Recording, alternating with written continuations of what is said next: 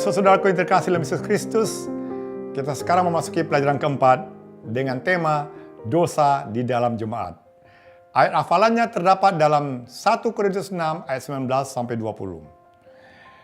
Atau tidak tahukah kamu bahwa tubuhmu adalah bait Roh Kudus yang diam di dalam kamu, Roh Kudus yang kamu peroleh dari Allah, dan bahwa kamu bukan milik kamu sendiri, sebab kamu telah dibeli dan harganya telah lunas dibayar. Karena itu muliakanlah Allah dengan tubuhmu. Saudaraku yang kekasih dalam Yesus Kristus, hari ini kita tidak sedang membahas dosa dunia. Kita tidak sedang membahas politik, tapi kita sedang membahas satu yang lebih tidak heboh, tidak ramai dibicarakan, seperti sunyi senyap tidak terlihat di permukaan. Tetapi ini menjadi headline di berita sorga dan sangat berbahaya, yang disebut dosa di dalam jemaat. Paulus menulis kepada jemaat yang tidak kekurangan dalam satu karunia apapun dalam 1 Korintus 1 ayat 7. Tapi justru di tengah kelimpahan rohani itu muncul kompromi yang serius menurut 1 Korintus 5 ayat 1 sampai 2. Dan inilah pelajaran besar bagi kita yang hidup di periode Laodikia, sebagaimana digambarkan dalam Wahyu pasal 3 ayat 17. Bahaya terbesar gereja bukan kurang aktivitas. Bahaya terbesar mereka adalah kehilangan sensitivitas terhadap dosa. Yehezkiel pasal 9 ayat 4 menunjukkan bahwa tanda umat yang dimateraikan adalah mereka yang berkeluh kesah atas kekejian di tengah umat. Yang menjadi pertanyaan, apakah kita masih berduka atas dosa? Baik, coba kita pelajari mulai hari Minggu, yaitu dengan tema kesenjangan antara iman dan praktek.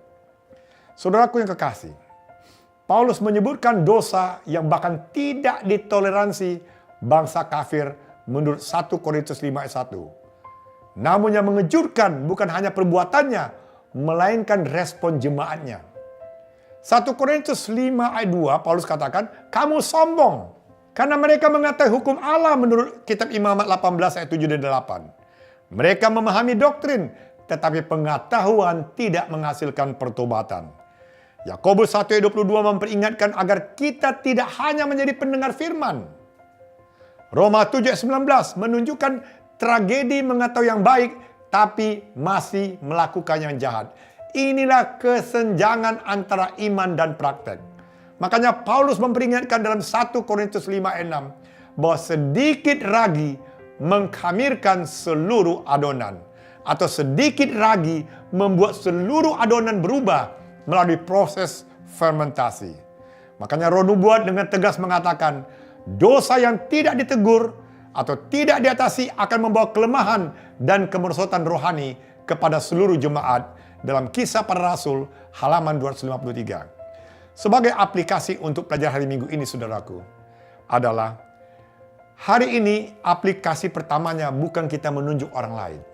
Aplikasi pertama adalah kita bertanya pada diri sendiri. Apakah saya menganggap dosa kecil sebagai hal biasa? Apakah saya lebih terganggu oleh kritik terhadap gereja daripada kompromi dalam gereja? Apakah hati saya masih hancur atas dosa pribadi? Saudaraku, kita jangan lupa, penghakiman dimulai dari rumah Allah menurut 1 Petrus pasal 4 ayat 17. Kita lanjut pelajaran hari Senin dengan tema menangani masalah skandal. Saudaraku yang kekasih, Paulus berbicara dalam 1 Korintus 5 ayat 5 agar orang itu diserahkan kepada iblis supaya rohnya diselamatkan. Apa yang dimaksud dengan 1 Korintus 5 ayat 5 ini? Ini bahasa sangat keras, tapi tujuannya untuk keselamatan. Yesus sendiri dalam Matius 18 ayat 15-17 mengajarkan ada proses disiplin yang bertahap dan penuh kasih. Namun ketika pertobatan terjadi, Paulus berkata dalam 2 Korintus 2 ayat 7, agar jemaat mau mengampuni dan menghibur. Dalam 2 Korintus 2 ayat 7 dikatakan, sehingga kamu sebaliknya harus mengampuni dan menghibur dia, supaya dia jangan binasa oleh kesedihan yang terlampau berat. Dan pena inspirasi juga mengatakan, kasih sejati tidak akan menutup mata terhadap dosa, tapi akan berusaha menyelamatkan orang berdosa melalui disiplin yang benar. Anda bisa baca dalam Kisah Para Rasul halaman 256. Sebagai aplikasi hari Senin, apakah kita takut menegur demi menjaga kenyamanan dan hubungan kita? Apakah kita menegur tanpa kasih? Apakah kita memberi ruang untuk pemulihan? Saudaraku, tanpa disiplin, gereja akan kehilangan kekudusan. Tanpa kasih, gereja pun akan kehilangan jiwa. Maka tuh ingatlah Efesus 4 ayat 30, agar kita tidak mendukakan Roh Kudus. Kita masuk pelajari Selasa dengan tema melindungi identitas jemaat. Paulus heran, saudaraku, ketika anggota jemaat membawa konflik mereka ke pengadilan sekuler menurut 1 Korintus 6 ayat 1-6. Ia mengingatkan bahwa orang kudus akan menghakimi dunia menurut 1 Korintus 6 ayat 2. Tidak tahukah kamu, katanya, bahwa orang kudus akan menghakimi dunia? Dan jika penghakiman dunia berada dalam tangan kamu, tidakkah kamu sanggup untuk mengurus perkara-perkara yang tidak berarti? Demikianlah Paulus juga menyinggung dalam Roma 13 ayat 1-5. Memang kita harus mengakui otoritas negara dalam perkara pidana. Namun konflik internal rohani harus diselesaikan secara rohani. Gereja adalah tubuh Kristus menurut 1 Korintus 12 ayat 27.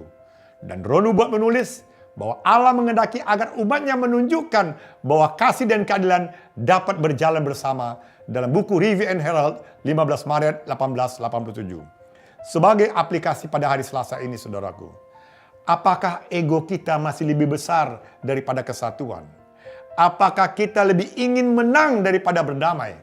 Apakah kita menjaga nama baik gereja atau justru membuka aibnya? Ingat, saudaraku, jangan lupa Efesus 4 ayat 3 memanggil kita untuk memelihara kesatuan roh. Nah, kita lanjut kepada hari Rabu dengan tema penawar terhadap percabulan. Paulus menyatakan, saudaraku, dalam 1 Tesalonika 4 ayat 3 bahwa kehendak Allah adalah pengudusan. Ia berkata tubuh adalah bait Roh Kudus menurut 1 Korintus 6 ayat 19 dan bahwa kita telah dibeli lunas dengan harga menurut 1 Korintus 6 ayat 20. Dan Roma 6:22 mengatakan kita dibebaskan untuk menjadi hamba kebenaran. Dan Roma 8:13 ini menunjukkan melalui roh itu kita mematikan perbuatan daging. Maka tidak heran Roh Nubuat memperingatkan, tidak mungkin bagi siapapun untuk menikmati berkat pengudusan sementara ia memanjakan selera dan nafsu yang menyimpang. The Sanctified Life halaman 25-26. Sebagai aplikasi hari Rabu, saudaraku, apakah tubuh kita benar-benar dipersembahkan kepada Tuhan hari ini? Atau apakah kebiasaan pribadi saya dan Anda telah mencerminkan identitas sebagai bait Roh Allah? Apakah kita menjaga pikiran, tontonan, dan hubungan satu sama lain? Ingat, saudaraku, jangan lupa, kekudusan bukan tekanan sosial, tetapi kekudusan adalah respon terhadap identitas kita sebagai umat Tuhan. Pelajaran pada hari Kamis dengan tema menikah dan lajang.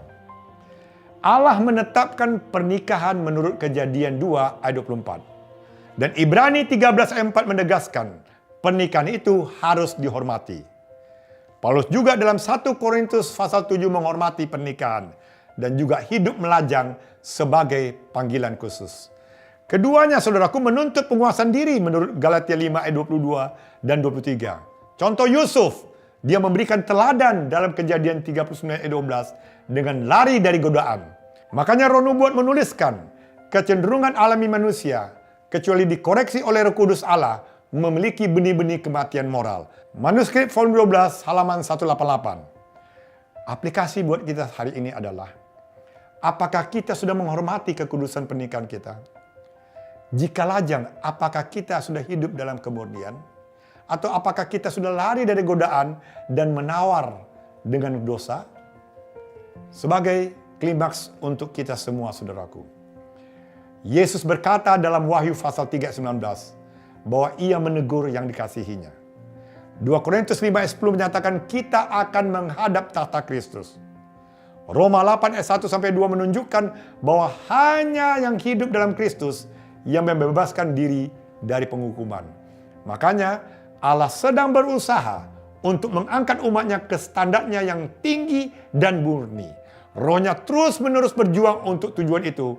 Manuskrip volume 12 halaman 188. Korintus, saudaraku, adalah cermin yang memantulkan kondisi rohani kita hari ini. Sementara Laodikia bukan hanya simbol nubuatan, tapi Laodikia adalah realitas kita hari ini ketika kita merasa cukup, tapi sorga mengundang kita untuk bertobat. Maka itu saudaraku, pemurnian tidak dimulai dari organisasi, tapi pemurnian itu dimulai dari hati kita. Dimulai dari kita sendiri. Kiranya Tuhan tidak hanya memberkati gerejanya, tetapi memurnikan saudara dan saya. Tuhan memberkati.